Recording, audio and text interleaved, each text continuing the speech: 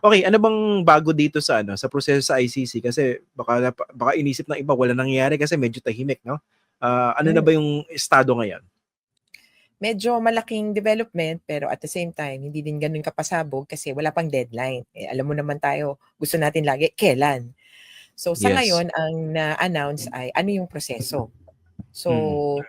noong 18 yata or 17 habang nananahimik ang mga tao sa nagninilay-nilay Easter weekend, Mm. nilabas ng ICC yung order. So ito na yung pre-trial chamber, ito na yung desisyon ng judges doon sa observations. Let's be clear. So Okay. unang nag-submit kasi yung tinatawag na Victims Participation and Reparation section. Ito yung recommended namin na paraan kung paano sila magre-register. Nagkaroon or nag-submit ng observations yung defense. At ito nga yung sabi niya, mas maganda yata dalawang ID lang, national ID o kaya passport. At saka kung wala, edi sige, tingnan natin yung SSS requirements. Kasi sa website ng SSS ngayon, merong nakalagay na parang accepted na valid IDs. Edi Mm. sige, nung isang araw nga, lumabas yung decision. Sabi nung ICC, mas okay kami, mas susunod kami dun sa original suggestion. Up to Which is? 30, up to 30 government-issued identification papers and cards could be accepted by the ICC for proof of identity. So, of the victim. So, bilang participating victim, meron yang, ang participating victim, again iba sa witness. Okay. Iba dun sa tatayo at magtetestigo. Itong participating, sabihin natin medyo mas magaan. Ang sasabihin mo lang sa korte ay views and concerns. Okay, linawin lang natin baka medyo hindi nakakasunod yung iba dito, no? Kasi paki-explain yung mekanismo na ito na available sa ICC kung saan yung ibang mga biktima ay pwede ring madinig o mag-participate dito Mm. sa ICC. Especially ang konteksto kasi nito, 'di ba? Yung mga taga-suporta ni dating Pangulong Rodrigo Duterte, nung unang pagdinig, sinabi, "O bakit 43 lang yung cases diyan?" Eh sabi nyo, lampas 30,000, 'di ba? Doon pakipaliwanag doon, Attorney Chrissy, yung konteksto nitong participation ng many other victims who would want to participate. Okay. So, kunin natin do'n na ano ba kasi talaga yung, kailangan dun sa kaso. Sa totoo, kahit nga isa lang, puwede mong mapruwebahan at least one victim was killed in a manner that is widespread and systematic and, kumbaga alam nung may kasalanan. So, kung titingnan niyo dun sa rules ng ICC tsaka elements of the crimes, at least one victim na matutukoy mo na pinatay nung nag-utos o kaya nung mastermind na tinatawag. Kaya sa itsurahan niyan, may ilan lang na mga biktima or cases na ipe-present doon sa kaso. Mas sa kaso na crimes against humanity, magtutuon dun sa paano inutos, sinong Mm. inutusan, paano yan binayaran, tapos dito particular dun sa kaso ni Duterte, no, paano yung reward system, paano yung quota system. Dun yung focus. Kasi how the killings were committed or how the killings were instructed. Dun kasi mastermind, hindi ka dun sa pumatay on the ground. Kaya Mm. nalilito yung tao parang, ah, dapat ba wala naman si Duterte dun sa ano, sa Payatas Crime nung scene. pinatay. Hindi nga, nandun siya sa Malacanang o kung nasaan man siya at dun niya inutos. Yun yung importanteng ma-establish. Kaya kahit maski isa, ipe-present yan. Kaya, so medyo na-explain na kung bakit 43 lang yung kinailangan na kumbinsin na yung judges. Kasi nga, at least one lang.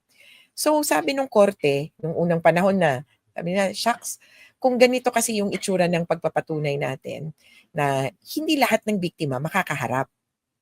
Eh di paano naman yung Mm. gusto ko din tumistigo. Siyempre, para sa lahat, importante yung katotohanan.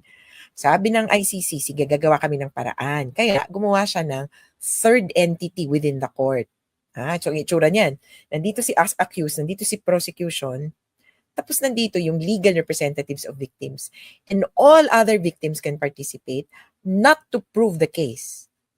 Hindi mo kailangang pruwebahan na, or kumbinsihin yung mga judges, but to raise your views and concerns. Medyo Mm. bago to. Parang, anong feelings nyo? Ang feeling namin, ayaw po namin na makalaya siya temporarily, interim release. Kasi ganito, natatakot po kami. Pakikinggan yan diretsyo ng mga judges. Medyo kaiba kasi hindi uso sa atin na magpahayag ng feelings sa court, 'di ba? Pero clarify ka, Pero Attorney Chrissy, yung sasabihin nito mga participating victims ito, are they tantamount to evidence or not? no, 'yon. So talagang feelings. Hindi ito ebidensya, hindi ito ititingnan kung gaano kabigat yung kaso, kundi it's more of their views and concerns. Anong pananaw nyo? Katulad ng natatakot ba kayo kung sakaling ganitong mangyari? Sa isang banda, yung iba, yung tingin nila, actually, nagiging ebidensya din yun. Kasi yung feelings nila, pwedeng maging bahagi ng ebidensya. Yung paabot nila na, hanggang ngayon natatakot pa rin kami kasi pulis pa rin yung naglipana. Mm. O, di ba? So, pwedeng parang madagdag na ebidensya. Pero, depende yan kung paano gagamitin ng prosecution. May ibang pagkakataon na pwedeng maging parang to the level of evidence yung ipepresenta ng victims, pero hindi required. May pagdadaanan na proseso bago papayagan siya na maging, or sa totoo hindi ka nga dapat na maging second prosecutor. Kasi kung sa tatlong parties, di ba? Hindi pwedeng 2 versus 1. Magkakaibang team yan. So ano yung pinaka-purpose ito para maintindihan ng mga viewers natin? Is it simply to allow them to ventilate their views? Ano yung magiging purpose ito? Ano yung magiging use as far as the ICC is concerned or the court? To be short term or yung sa trial mismo, really, it's just about the views. What are your concerns? What are your thoughts? And there's a certain extent na yung views mo ay magmamatter dun sa ebidensya. For example, pauupoy namin yung witness na to. Ay, naku, sabi ng mga biktima, walang kwenta yung witness na yan, hindi namin kilala yan, hindi totoo yan. Could affect the evidence, yung evidentiary value. Pero sa totoo, yung long-term na impact nito, dun sa reparations, parang anong danyos, ano ang hihingin na parang reparations o pang-repair ng buhay itong mga biktima. Kasi hindi naman pwedeng maghihinuha lang yung judges na palagay ko sa dulo nito. Sa Pilipinas kasi sanay tayo na ang laman ng order sa dulo, conviction, ilang buwan, ilang taon makukulong, at magkano yung ibabayad. Sa ICC, kung magkano ang ibabayad, pwedeng iba pwedeng magpatayo ng memorial o kaya maggawa ng livelihood project. So may ganong klaseng collective reparations na pwedeng i-propose. Attorney Chrissy, paano naman ma-ascertain itong ICC kung itong mga lalapit ay talagang mga naging biktima ng drug war o ng EJK?